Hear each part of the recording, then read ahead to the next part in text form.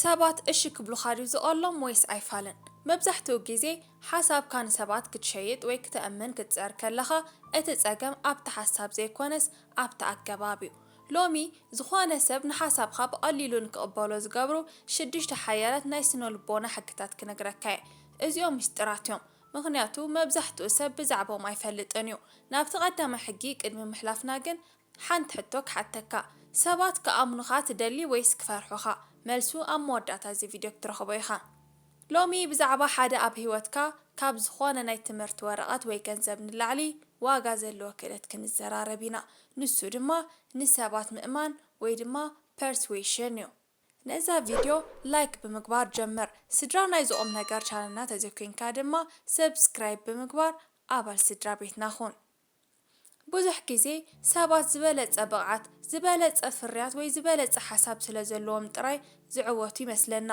ግን ሓቂ ከምኡ ኣይኮነን ኣብዚ ዓለም እቶም ዝበለፁ ሓሳባት ዘለዎም ሰባት ዘይኮኑስ እቶም ንሓሳባቶም ብዝበለፀ ኣገባብ ከእምኑ ዝኽእሉ ሰባት እዮም ነታ ዓለም ዝመርሕዋ ንሰባት ምእማን ማለት መሳርሒ ጥራይ ኣይኮነን ንሱ ሓደ ቋንቋ እዩ ምስ ስድራ ቤትካ ምስ ኣዕሩኽካ ወይ ምስ መፃምድትኻ ክትረዳዳእ ከለኻ ንሰባት ክትእምን ምኽኣልካ ማለት ድሌትካ ብንጹር ምግላፅን ሓበራዊ ምርዳእን ምፍጣርን ማለት እዩ ነዚ ክእለት እዚ እንተጨቢጥካዮ ኣብ መንጎኻን ኣብ መንጎ ሰባትን ዘሎ ዕንቅፋት ይፈርስ ኣብ ስራሕ ዓለም ድማ ብቕዓትካ ጥራይ እኹል ኣይኮነን ሓላፊኻ ደሞዝ ክውስኸልካ መሳርሕትካ ብሓሳብካ ክሰማምዑ ወይ ዓወታትካ ተፈላጥነት ክረኽቡ እንተኾይኖም ኣእማኒ ክትኸውን ኣለካ ምእማን ማለት ምጥባር ማለት ዘይኮነስ ነቲ ዘለካ ክብርን ዋጋን ብኸመይ ንሰባት ከም ዝርድኦም ጌርካ ምቕራብ ማለት እዩ ኣብ ንግዲ እውን ብተመሳሳሊ ንግዲ ወይ ቢዝነስ ብሓፂሩ ምእማን እዩ ዓሚል ፍርያትካ ንክዕድግ ሰብ ሃፍቲ ወይ ድማ ኢንቨስተርስ ድማ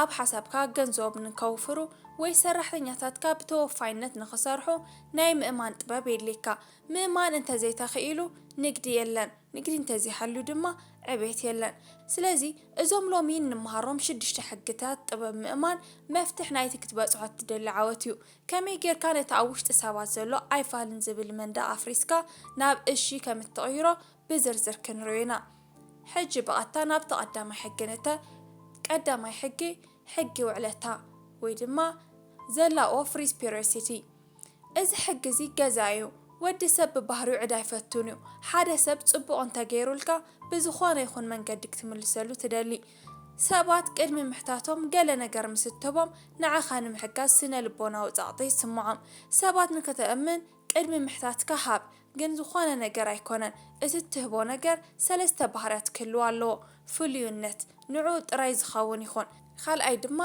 ዘይተጸበየ ወይ ሓንደበት ክኸውን ካሎ ዝያዳ ጽልዋ ይህልዎም እቲ ሳልሳይ ድማ ትርጉም ዘለዎ ወይ ድማ ንጸገሙ ዝፈትሕ ክኾን ኣለዎ ንኣብነት ሓገዝ ቅድሚ ምሕታትካ ነዚ ጽሑፍ እዚ ክትፈትዎ ኢኻ ኢለ ሓሲበ ኢልካ ንዑ ዝጠቅም ሓበሬታ ስደደሉ ሽዑ ንሱ ብሞራል ዕዳኻ ይኸውን ሓሳብካ ክተቕርብ ከለኻ ድማ ኣይፋለን ምባል ይኸብዶ ንኣብነት ሓደ ዓቢ ፕሮጀክት ንክሕግዘካ ካብ ብፅዕኻ ክትሓትት ደሊኻ ኣለኻ ንበል ቅድሚ ምሕታትካ ግን ንዑ ዝጠቅም ሓደ ፍሉይ ሊንክ ወይ ሓበሬታ ስደደሉ ሰላም ዮናስ ነዚ ቪድዮ ክትሪኦ ከለኻ ንዓኻ ኢኻ ትጥቀመሉ ኢለ ሓሲበ ብጣዕሚ ክጠቕመካ እዩ በሎ ዮናስ እቲ ሓበሬታ ጠቒምዎ የቐኒየለይ ምስ በለካ ንሱ ብዕዳት ተታሒዙ ኣሎ ድሕሪ ሒደት ሰዓታት ወይ መዓልታት ሓገዝ ክትሓቶ ከለኻ ንሱ ኣይፋል ምባል ከቢድ ይኾኖ ምክንያቱ ንስኻ ቀዲምካ ጽቡቕ ጌርካሉ ኢኻ እቲ ካልኣይ ሕጊ ድማ ሕጊ ምስሳን ወይ ድማ the scarcity principle ሰባት ዝርከብ ነገር ዘይኮነስ ዝጠፍእ ዘሎ ነገር እዩ ዘስግኦም ሓሳብካ ወይ ፍርያትካ ከም ዝኾነ ይተቕርቦ ኣብ ክንዱስ እቲ ሓሳብካ ዘለዎ ፍሉይነትን እቲ ሰብ ንዓኻ እንተዘይሰሚዑካ እንታይ ከም ዘምልጦን ሎስ ኣቨርሽን ኣጉልህ ሰባት ካብ ረብሓ ንላዕሊ ክሳራ እዩ ዘሰንብዶም ሰባት ሓደ ነገር ክጠፍእ ከም ዘለዎ ምስ ዝነግርዎም ክረኽብዎ ዘለዎም ባህጊ ይውስኽ ንኣብነት ሓደ ናይ ስራሕ ዕድል ወይ ፍርያት ትሸጥ ኣለኻ ንበል ኣብ ክንዲ እዚ ብጣዕሚ ጽቡቕ ነገር እዩ ዓድጉኒ ትብል ከም ዝበሎም እዚ ዕድል እዚ ንሰለስተ ሰባት ጥራይ ተዳልዩ ሕጂ 2 ሰባት ድሮ ተመዝጊቦም ኣለዉ ሓንቲ ቦታ ጥራይ ተሪፋ ዘላ በሎም እቲ ሰብ እቲ ጽቡቕ ነገር ጥራይ ዘይኮንስ እታ ቦታ ከየምልጦ ይዝጭናቕ ሰባት ካብ ረብሓ ንላዕሊ እቲ ዘሎ ዕድል ከየምልጦም ወይ ድማ fear of missing out ዝያዳ ይድርኾም እዩ እቲ ሳልሳይ ሕጊ ድማ ሕጊ ስልጣን ወይ ድማ ዘ ኣውቶሪቲ ሩል ይበሃል። ሰባት ንሰብ ሞያ ይኣምኑ። ሓሳብካ ክትቐርብ ከለኻ ብምትእምማን ተዛረብ። መርትዖታት ዳታ ወይ ተመክሮታት ጥቀስ። ንስኻ ብዛዕባ እቲ ነገር እኹል ፍልጠት ከም ዘለካ ምስ ዝርድኡ ብዘይ ብዙሕ ክትዕ ይስዕቡኻ። ሰብ ንሰብ ሞያ ወይ ብቑዕ ፍልጠት ንዘለዎ ሰብ ብቐሊሉ ይኣምን እዩ። ንኣብነት ብዛዕባ ጥዕና ትምህርቲ ትህብ ኣለኻ ንበል።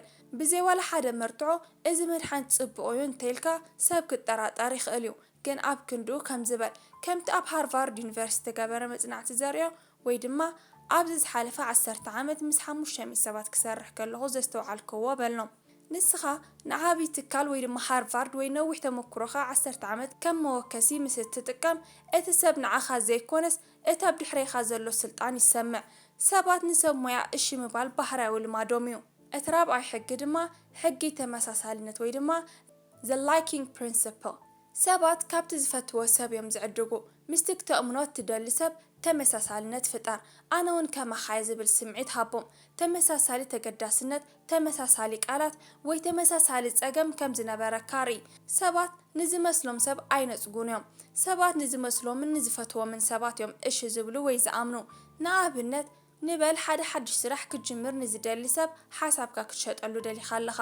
ኣብ ክንዲ ቀጥታ ብዛዕባ ስራሕ እትዛረብ መጀመርታ ተመሳሳልነት ፍጠር። ብዓብይ እኮ ንሕና ንመሳሰል ኢና።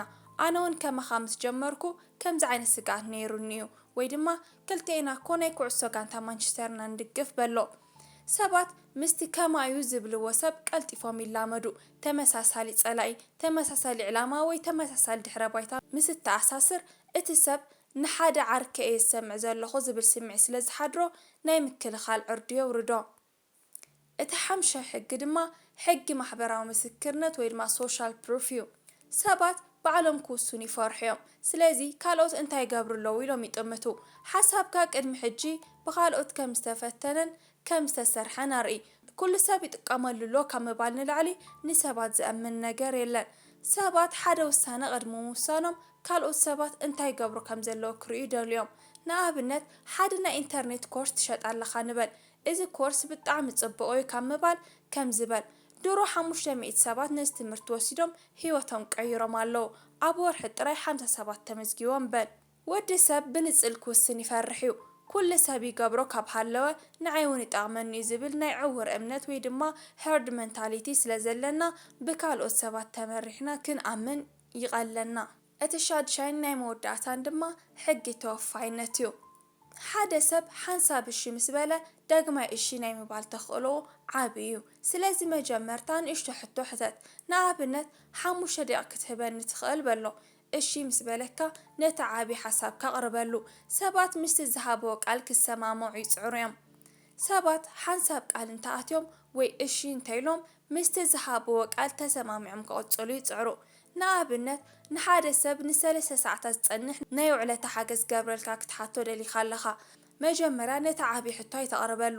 ኣብ ክንዱ እታ ፔጅና ንሓንቲ ሰከንድ ላይ ክትገብራ ትኽእል ወይ ን5 ደቂቃ ሓሳብካ ክትነግረኒ ትኽእል ኢልካ ሕተት። እቲ ሰብ ነታ ንእሽቶ ነገር እሺ ምስ በለ ኣብ ኣእምርኡ ኣነ ነዚ ሰብ ዝድግፍ ሰብ እየ ዝብል ምስሊ ይፈጥር። ድሕሪኡ ነቲ ዓብይ ሕቶ 3 ሰዓት ዝወስድ ሓገዝ ክትሓቶ ከለኻ ንሱ ምስቲ ቅድሚኡ ዝሃቦ እሺ ንክሰማማዕ ክብል ጥራይ እቲ ዓብይ ሕቶኻ ይቕበሎ። እዚ ፉት ኢን ዘ ዶር ስልቲ ይበሃል። እምበኣር እዞም ዝገለጽናዮም 6 ሕግታት መፍትሕ ናይ ምእማን ጥበብ እዮም። ኣብ መእተዊ ሰባት ከኣምኑኻ ድዩ ወይስ ክፈርሑኻ ይሕሸካ ኢለካ ነይረ። መልሱ ሰባት ክፈትዉኻን ከኣምኑኻን እንተኽኢሎም ዝኾነ ሕጊ ከየድልየካ ንሓሳብካ ክቕበልዎ እዮም። ግን ሓደ ነገር ኣይትረስዕ፣ እቲ ዝዓበየ ፀገም ኣብታ ሓሳብ ዘይኮነስ ኣብታ ኣገባብ እዩ።